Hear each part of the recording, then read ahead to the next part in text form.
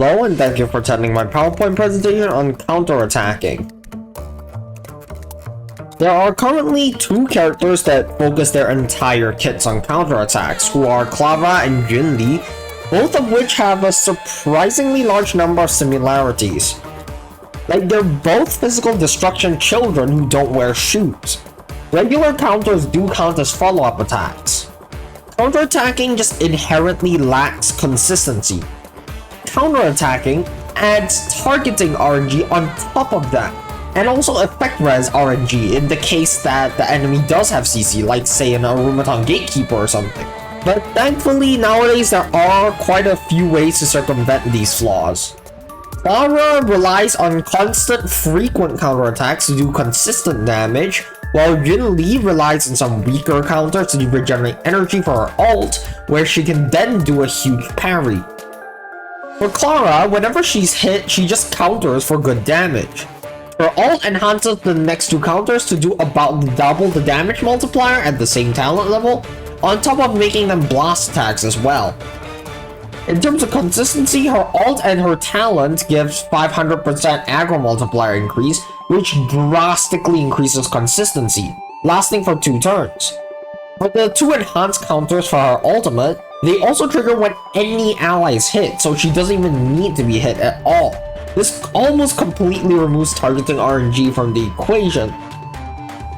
She also does get a 35% CC resist from a major trace, and another major trace that gives a 35% fixed chance to dispel any debuff, which I believe prioritizes CC on herself when hit. This helps a lot in, not getting CC.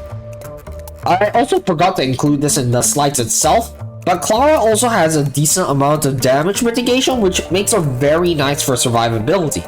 Especially when you pair her with a healer like Luocha or Venturi, where her counters can actually fuel either healing or shield stacks with Venturi's own follow-up attack, especially against more aggressive enemies like Hule.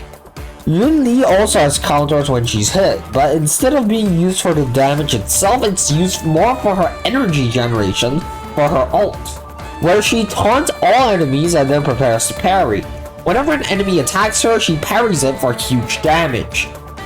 If none of the enemies attack by the end of the next ally or enemy's turn, then the state wears off and she launches a weaker but still powerful strike. However, outside of the taunting from her ult, she doesn't have any actual aggro increases in her kit itself. This does make it pretty inconsistent to get her ult up if she doesn't have an aggro increase, which is given mostly by her signature light cone. While parrying, she's also immune to CC, but she does not have any other way to counteract CC. I also want to mention an honorable mention Blade. Blade's follow-ups are not counters, but they do have a few similarities. Blade's follow-up triggers every 5 instances of damage taken, which do include damage from enemies' attack. This does do pretty significant damage, at least relative to his kit.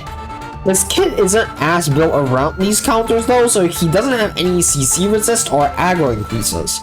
Lynx does help with both, on top of having a tiny HP buff, but I'll get to Lynx in a bit. Blade honestly deserves his own PowerPoint to go into detail with his problems and strengths, which are frankly very interesting. Like I briefly mentioned, Lynx is a great sustain for both, or well, all 3 characters. She can sustain the team, maybe not that well, but she can sustain the team while buffing Clara or Yunli's aggro multipliers, which greatly increases consistency, especially in Yunli's case, because she doesn't have her own aggro increase. But for all intents and purposes, most of the time it is enough to already get Yunli or Clara hit a vast majority of the time. The actual power of the counters are a lot more volatile than other damage sources due to the frequency and targeting of enemy attacks. Like say, in the, I believe 2.4 Pure Fiction, the first half that was physical weak, the entire second wave was physical weak, so you'd think to bring Clara, right?